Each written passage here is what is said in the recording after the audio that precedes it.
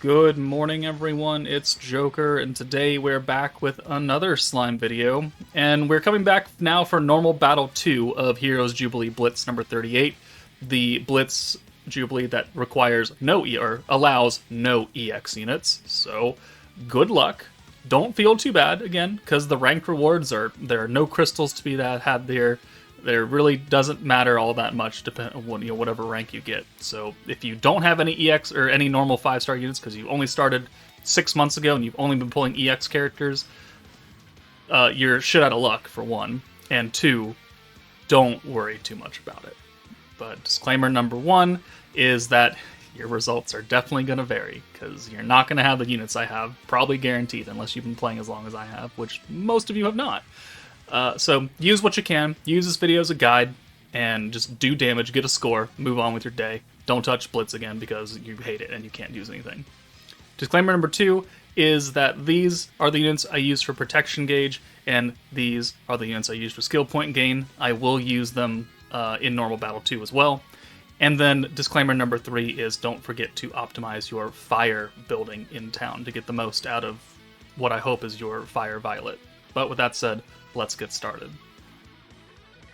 Alright, normal battle 2 is a 1-2-3 kind of fight, so it's 1 bat phase 1 and then 1 bat phase 2, 1 bat phase 3. So you're looking for a single target nuker, which thankfully there is still a very, well, okay, competent single target fire DPS in Violet, so she is going to be the primary damage dealer here. There is no way in hell that you're going to hit damage cap, so just do as much as possible. Ideally, you also won't take any damage going against these bats because you should kill them in each phase, because turn 3 is, the turn cap for points, but obviously it's not difficult. Starting hand is, strangely, 2 greens and 4 blues, which is set up for free-to-play Fire Shuna, a unit that I know everybody has prioritized because she is so damn good and is used in every team up until this point, just like Isis. So let's take a look at that team. Alright, so here is the team. Toa, Fire Shuna, Guy, Light Rimuru, Violet, and then Fire Christmas Shizu, who is skill fused. Violet is skill fused. Guy is not. We don't use a skill fusion. So if these two are not skill fused, just cut some numbers off your damage. But I mean, if you can use the same team, it'll still probably be one of the better ones you can do. Shuna is taking care of turn 1. We're using 2 skill point units again, so we can start with 42 points. That way we can orb change with Shuna and use but Violet's 3-turn guaranteed crit and pierce. That is pretty much the only way you're going to be able to kill the bat on turn 1. And then the final nuke is going to be Guy's alt buff, Shizu's fire buff, her pierce power, and then Rimuru's pierce resistance down skill. So, I mean, it's fairly simple. It does not take a lot of time. And the fun thing about this stage is that it's currently bugged as of recording this video. And it gives you, like, triple the drops or something for boss battle. So if you're watching this and it is still like that, and if you want to attempt boss battle a lot, then this is the stage to farm. So turn 1, orb change with Shuna. She can go away. We'll bring Violet in for that slot 1. And then we'll take Rimuru out for Shizu. That way we have 3 fire units up front doing damage. I know that Rimuru is giving protection gauge for the first couple turns, but we have a whole hand of blues. We're not that worried about it. There's the guaranteed crit and pierce, which is going to guarantee that we can kill the bat on turn 1 and turn 2 technically. Turn 2 is a lot easier because you'll have access to more buffs and everything. But boom, 24k, crit pierce, awesome. Moving on to phase 2. You want, a hand that you can fully convert with Toa, and also, at minimum, 2 Violet orbs, because that will guarantee you that she gets her ult. So we use the attack buff now. The burn does not matter. It does not matter. We're not burn damaging anything here. You can also use the Shizu Pierce buff now if you want, because it lasts for 2 turns. I didn't. You'll have enough points on turn 3 regardless, so it does not matter. If you want to do more damage to this bat, then sure, be my guest. It will do more. But turn 3 is where you're going to nuke. You have another full Toa. You've got 100 points, which means that you can use everything. So we'll use the Pierce and the Fire buff, and then we'll use Toa to give us 40, and then we'll bring Rimuru in and use his debuff skill. And I believe we are not quite strong enough to kill in one hit, so we can actually send a Violet Orb to lower the bat's HP down by almost all of it. And by almost, I mean almost. And then we'll send the Violet Ult, so 46k, and then 319,000 damage on the single target ult. Definitely not 1.4 million, but 508 I will definitely take right there, which gives us a score of 45,130. And the only way it's going to be higher is if you somehow do more damage, I guess. If you have, the enchantments on Violet's gear, more crit damage or something, it's certainly something to do. Or Pierce Power, one of the two. I'm sure that's how a lot of the JP sweats are getting higher scores than me, is just by enchanting their gear, but I don't really want to do that for old 5-star characters. So that's the best team that I've found, but let's move on now to the not-so-great teams, or teams that do less, at least. Alright, the second version of this team is also usable, but, we're assuming that maybe you don't have Toa, then you have Hakuro, who does literally the exact same thing, it's just you don't get as many points on oranges as Toa gives. Otherwise, they are the same person. Still Fire Shuna, still Fire Shizu, Violet, and Guy, but this time we're going to use Lumi instead of Light Rimuru, so we can get a little bit extra ult buff here and there. Not a lot, because it's only 3 turns, but it's certainly, more damage, right? So it's going to run the exact same way, where turn 1, you're orb changing. We're no longer, actually, no, we are using the skill point unit still, because we still need to guarantee that we kill with Violet on turn 1. So we use the guaranteed crit and pierce, we'll send the 6, and because we have Lumi, we actually are going to end up with more protection gauge than normal, which honestly still doesn't matter. It still doesn't matter. 22k on that. We don't have the pierce resistance from Rimuru. Fine, whatever. The 20% ult will make up for that. So here, we'll go ahead and do that now. We can use the fire buff. The AoE buff from Lumi means nothing because we're not AoEing right here. And we can also bring Shizu in for Lumi or Guy, doesn't matter. And we can use her pierce buff now. Because again, we're going to have a surplus of points that we can use that. It's a 2-turn buff. Its debuff is AoE debuff. We're not AoEing here. So no reason to use Lumi's second skill, and no reason to hold back on using Shizu's skill. But 18k, boom, and now we have 100 points. We have Toa, we have an ult, we've got an extra 20% ult damage from Lumi, and now we can use the fire buff and the ult and crit resistance down buff for from Guy. And then we'll nuke. And I mean, it's literally the same team. It's just you swapped out 1 unit. 2 units, I guess, because Hakuro. But as you can see, we haven't lost anything. Oh, wait, no, we changed it. Sorry, I've been talking about Hakuro this entire time. You can still use Hakuro. You can still use Hakuro here. It really does not make a difference. But I guess I switched off to Toa, apparently. My apologies. But we do 262k, so not quite as much. We're not using as many traits as possible. So less damage, 397 right there. And also, keep note that this Violet in this part of the video was not skill fuse. So she is losing an extra 10% attack from her skill. Again, you don't have to skill fuse her. 43k is just fine. Alright. Now we are using Hakuro, for sure, with a wonky team. Guy's here, Shuna's here still. We've brought the free-to-play Warrior's Mind Xion, because she stacks 5% permanent crit damage on physical characters, which we are bringing physical characters minus Shuna. Our DPS is going to be Fire Gobta, because he does give himself a temporary crit damage buff, and then we're going to get that crit from Fire Millum. So, it's not a great team. Not a perfect team. Certainly also not a turn 3 team. I think this is turn 5. Maybe I could have done it in 4 turns. It's because turn 2 actually didn't end up with the way I wanted it. But it is what it is. So turn 1, still orb changing. We can't use the crit pierce buff from Violet, so we're running the protection gauge trio again, no skill points additional. So we're just going to bring all of our fire units in and try and do as much damage as possible.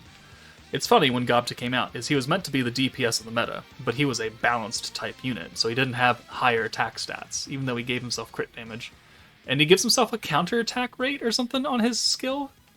I don't get it. But as you can see, we didn't get a good Hakuro hand, but we got a Gobta hand, right? And yeah, crit damage and counter power. Sorry, not counter rate. But we can use Gobta's Orb Change here for another 6 blue. Maybe it would have been better if we were actually able to use Hakuro to get 6 oranges. We could have gotten an ult on turn or on the second phase of the bat. But we're also going to bring Xion in and use 1 stack of her 5% permanent crit damage just to make Gobta hit a little tiny bit harder on the nuke. But now we're on turn 3, and we're only on the second bat. So things are not really going our way. And if we had maybe gotten like a Milim ult as well, with a full hand of Hakuros on turn 2, we could have maybe ulted with her here, taken out the bat, and then we maybe would have gotten to turn 4 and been fine. But it didn't work out here.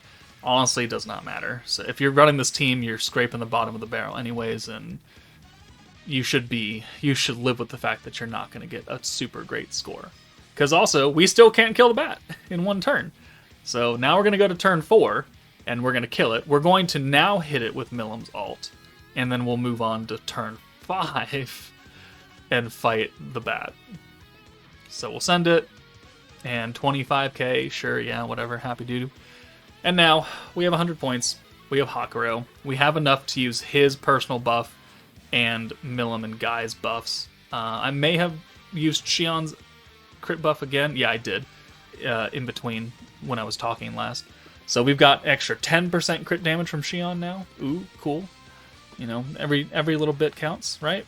So here is the guarantee crit plus Seal's crit resistance, which doesn't matter because that doesn't have it anyways. And then we'll send a few orbs before it, which I should have sent more. And then Gobta's ult does 73,000. So magical numbers right there. Incredible. I'm breaking records. 35-5. All right, there's a team. Let's try one more thing. All right, the final fire team is not led by a fire unit, and it has a water character on it. We've brought Light Bride Shizu, Light 2.0, who changes all 3 and 3 to 6 greens, gives us a small 10% ult buff, and gives us what stacks up to a guaranteed chance to pierce as long as you use a number of skills before turn 3, because she stacks that up. She was an interesting meta when she came out. I did like her meta. It's now very old. We brought Water Rimuru to take care of the turn 1 orbs in case you don't have Fire Shuna, because you should not prioritize Fire Shuna. You should prioritize Water Rimuru, because he's a much better character. And he will prove it here, because he is usable. Dark Milim is here to give us a much bigger ult buff, 70%. Isis to give the buffs to greens, because Shizu's going to convert them to greens. Fire Shizu is going to be our quote-unquote DPS character. She is not skill fused, but if she was, she would actually give herself a small attack buff, which would help, but I don't expect a lot of people to have Fire Shizu skill fused, so pardon me if I forego it myself.